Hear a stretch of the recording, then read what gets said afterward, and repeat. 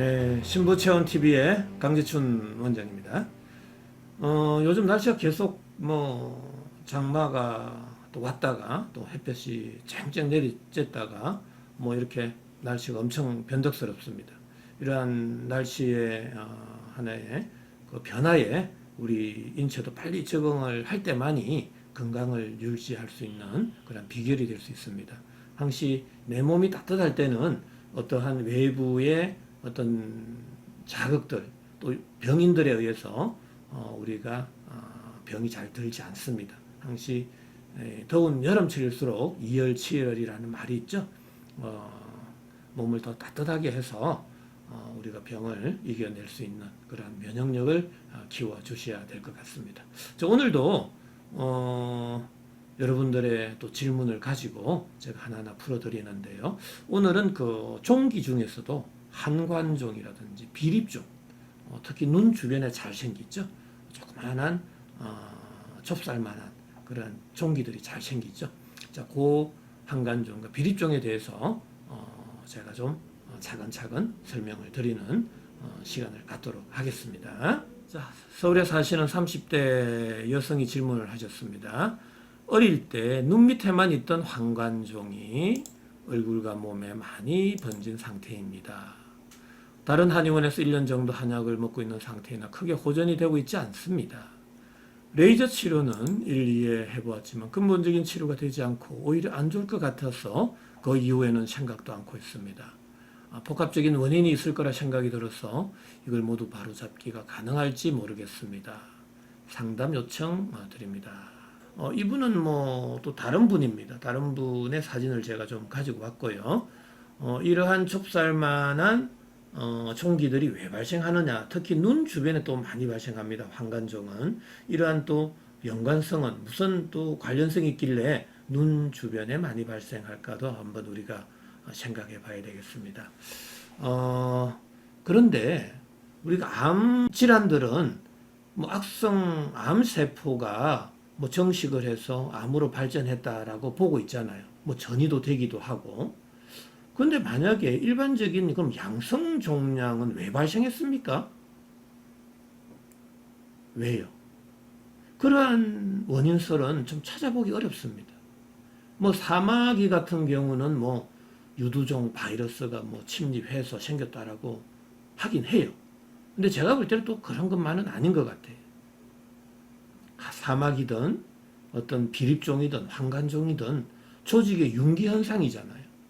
융기 현상은 세균과 바이러스가 몸에 들어갔다고 그런 애들이 자꾸 정식을 해서 조직을 부풀어 오르게 합니까? 그렇지 않습니다. 그렇게 했다라면 요즘에 전자현미경 있잖아요. 그러면 그러한 정식이 되고 있는 사진이나 비디오 영상이나 우리가 봐야 되는데 그러한 거 일체 볼 수 없어요. 과연 그럼 눈에 보이지 않는데 왜 자꾸 유두종 바이러스라든지 암세포라든지 그러한 악성 세포들이 성장을 해서 조직의 변형을 일으키고 단백질의 변성과 유전자의 변이와 돌연 변이를 일으킨다고 주장하는데 솔직히 저도 그러한 영상 한번 봤으면 좋겠습니다. 그렇게 정식하고 있는 영상을. 근데 저도 지금까지 한 번도 본 적이 없습니다. 바로 그것은 눈에 보이지 않는 힘 때문에 볼 수가 없는 겁니다. 제가 누누이 강조했죠. 조직의 변형은 온도의 상승에 의해서 표면 장력이 약해지고 응력이 강해지는 그러한 현상, 표면에서의 현상이 발생해서 압력과 밀도가 낮은 공간으로 밀어내는 힘, 응력이 강해져서 조직의 융기, 돌출, 비대, 팽창과 같은 정식성의 증상들이 발생하게 된다라는 주장입니다. 바로 이것은 제가 주장하는 겁니다. 그 어느 누구도 이렇게 설명하는 분들이 없습니다. 그래서 저희 신부체험 TV에서만 그러한 주장을 하고 있다는 게 저로서도 나름 자부심을 가지고 여러분들 앞에 서게 되었다라는 이야기입니다. 자, 한관종이나 비립종도 마찬가지입니다. 어떤 땀, 샘의 관에 있어서 종기가 생겨서 우리가 한간종이다, 뭐 비립종이다, 뭐 이렇게 표현하잖아요. 그러나 그 땀샘 쪽에서의 한관에 있어서의 종양은 왜 발생했다라는 겁니까? 바로 땀샘 부위로 열이 확 쏠리게 되겠죠. 그런데 눈 주변에 또 생기는 이유는 뭡니까? 바로 눈 구멍이라는 거죠. 열 에너지는요, 구멍, 관절, 마찰이 많은 쪽으로 열이 쏠리게 돼 있어요. 세균과 바이러스가 뭐 구멍이 많은 대로 잘 침입을 해서 그쪽에 생기는 게 아닙니다. 내 몸 속에서 발생한 열 에너지가 바깥으로 나가는 과정에 있어서 열이 쏠리는 과정이 생기게 되고, 열이 쏠리는 현상이 생기게 되고, 그 열이 쏠린 부위에 조직의 온도, 피부 온도가 상승하면서 억력이 발생해서 억력이 강해지면서 종기 종양이 생겼다라는 게 저의 주장이죠. 이러한 황간종이다, 비립종도 마찬가지인데요. 자, 여기서 또 우리가 하나 알아야 될 것은, 레이저를 한다고 그러면은 황간종과 비립종이 사라질까요? 근본적으로 치료가 될 수 있을까요? 결코 그렇지 않습니다. 레이저를 하는 순간 그 피부 조직에 자극을 주게 되고 열을 가하게 되는 겁니다. 그럼 현지에 있는 황간종과 비립종은 사라지겠죠. 잘라냈으니까, 절개를 했으니까. 하지만 그 표면의 온도는 다시 올라가게 되고요. 그러면 억력은 더 강해지게 되는 거죠. 그래서 또 그 주변에 비립종이나 한간종이 생길 수 있다라는 이야기입니다. 그래서 외부에서 뭐 자극을 줘서 치료하려고 해서는 절대로 안 됩니다. 한간종과 비립종도 내 몸속 온도는 올려야 되는 겁니다. 그리고 모공은 열어줘야 되고요.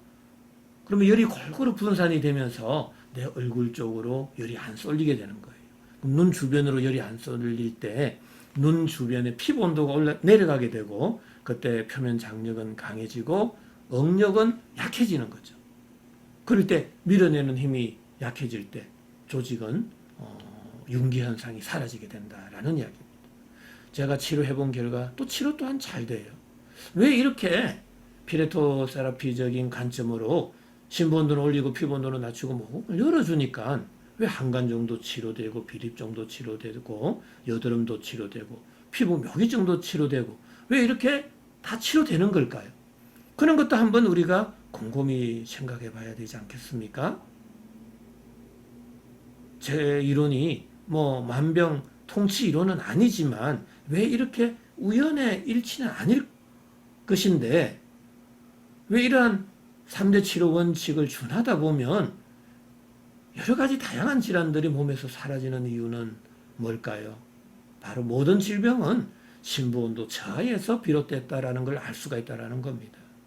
그래서 우리가 평소에 왜 우리는 밥을 먹고, 왜 우리는 옷을 입고, 왜 우리는 따뜻한 집에서 잠을 자고 있는지를 곰곰이 생각해 보신다면 다 우리 몸속 체온, 신부 체온 37도를 유지하기 위함이었다라는 겁니다.